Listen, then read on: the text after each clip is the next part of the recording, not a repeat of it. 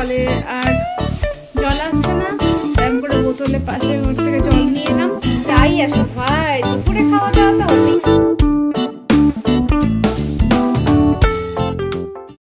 Everyone, welcome to happy hours. আজ রান্নাঘর থেকে আমার ব্লগ স্টার্ট করছি। উঠে পড়েছি অনেকক্ষণ, ক্লিনিংয়ের সমস্ত কাজ হয়ে গেছে, আমি ফ্রেশ হয়ে গেছি সমস্ত কিছু। এবার গরম জল, শিয়াশির চা, সকালে খাবারের তন্ত্র সব কমপ্লিট। দেখছো গরমে কীরকম পিম্পল বেরোচ্ছে, এই একটা। আর এখন রান্নাঘরে চলে এসেছি ব্রেকফাস্ট বানাবো বলে। বাজে এখন 9:45। চালটা ভিজিয়ে রেখেছিলাম, এই যে আমাদের যে চালে ভাত খাই সেই চালটা, এইটাকে এবার ফাইন পেস্ট করে নেব। এর মধ্যে দেবো একটা কাঁচা লঙ্কা আর এক টুকরো ছোট্ট মতো আদা। এই যে একদম একটা ছোট্ট টুকরো আদা নিয়ে নিয়েছি। এবার দেবো এর মধ্যে মৌরি দিয়ে দেবো, ব্যাস। আর দেবো একটু অল্প মতো কাঁচা লঙ্কা, দেখে ফাইন পেস্ট করে নেবো। থেকে ফুল একদম শুরু হয়ে গেল, বাড়িতে ঝামেলা শুরু হয়ে গেল। পরে পাইপ লাইন খারাপ, ব্যাস কলে আর জল আসছে না। এরকম করে বোতলে পাশের ঘর থেকে জল নিয়ে এলাম, ওই লাইনটাতে আছে জল।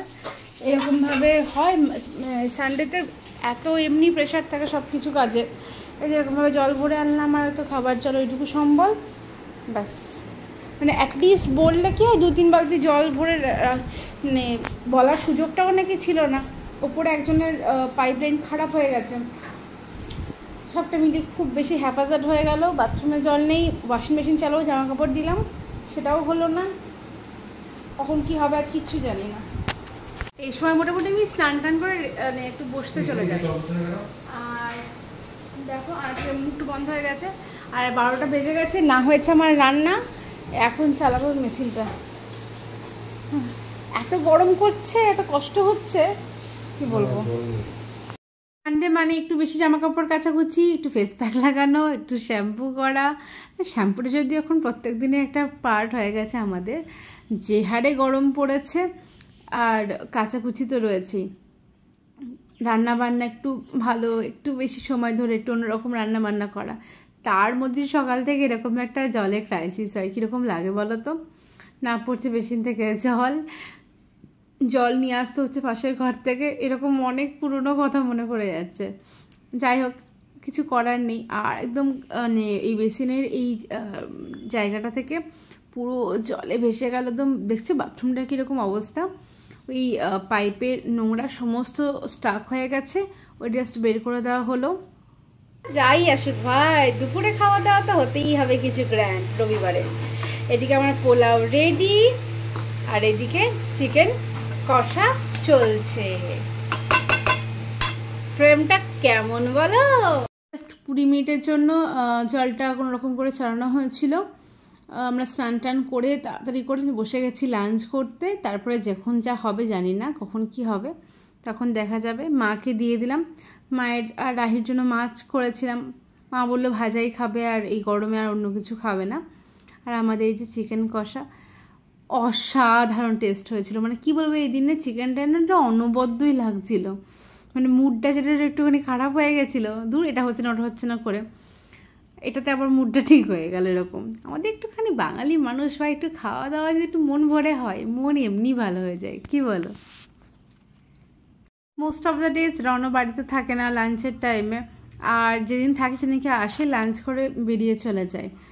সানডেটা একটুখানি বসে একসাথে খাওয়ার চেষ্টা করি। আর আমাদের চলে গোপাল ভাঁড়। আমার একদমই কিন্তু ভালো লাগতো না, মানে জাস্ট ওরকম টাইপের ছিল যে বসেছি খেতে। এই যে পোলাও, আলু পটল, তোমার খাওয়া হয়েছে? মামা টেস্টি বানিয়েছিলে।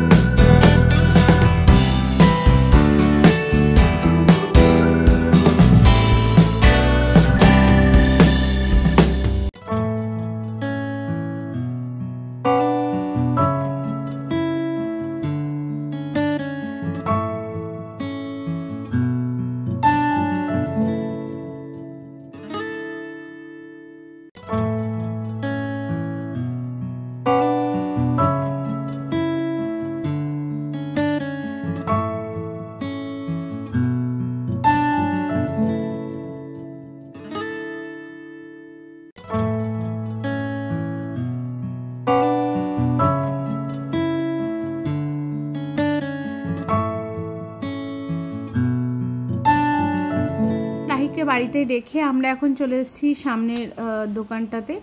এখান থেকে মাসের জিনিস যেগুলো ফুরিয়ে গেছে, ওটস, চিয়া সিডস বা ওয়াশিং মেশিনের লিকুইড, এগুলো সমস্ত কিছু নেওয়ার ছিলাম না আমরা বেশ কয়েকটা দিন, তো সেগুলো নেওয়া হয়নি। দু একটা দিন এদিক ওদিক করেই চললো। এরপরে দেখছি না গেলেই নয়, তাই এসে জিনিসগুলোকে বাড়িতে রাখলাম। এখন আমরা আবার বেরোচ্ছি, আমরা মানে আমি আর রনও বেরোচ্ছি। দেখো সপ্তাহের 8-6টা দিন তো ভীষণই ব্যস্ত থাকি দুজনের মতো কাজ নিয়ে। হ্যাঁ, কিছুটা সময় কিছুটা কথাবার্তা চলে ঠিকই, কিন্তু সপ্তাহে একটা কোনো দিনই একটু স্পেশাল না হলে, একটু বেশি সময় না কাটানো গেলে একটু কিছুটা গ্যাপ হয়ে যায় আমার মনে হয়। তো আমি আর রনা দুজনেই চাই দুজনকে সময় দিতে। এই সময়টা এত বাহার বেরোলাম, তারপরেও রনা বললো চলো না একবার আমরা ঘুরে আসি। তাই আমি আর রনা এসেছি আমাদের বাড়ির সামনে এই মাঠটা, এখানে বসলে আলাদা একটা শান্তি লাগে। ছায়া পেলে তোমার, ছুঁয়ে গেছি তোমায়, তুমি হেঁটে গেলে, ভেঙে চুরে আমি বসে আছি দেখো তুমি আসো। খানিকটা সময় নিজেদের মতন করে কাটাই, একটু আড্ডা, একটু হই হই, একটু মাস্তি, একটু লেগ পুলিং, আর অনেকটা প্রাণ ভরা এনার্জি নিয়ে আবারও একটা সপ্তাহ দুজনের মতো নিজের রেসপন্সিবিলিটি পালনের জন্য এগিয়ে যাওয়া।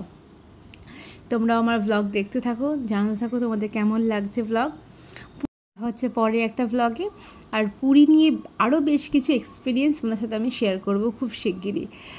ততক্ষণ সবাইকে ঘটি গরমের সাথে জানাই টাটা, গুড নাইট। সবাই খুব ভালো থেকো, হ্যাপি থেকো, আর কমেন্ট করে জানিও কে ঘটি গরম খেতে ভালোবাসো।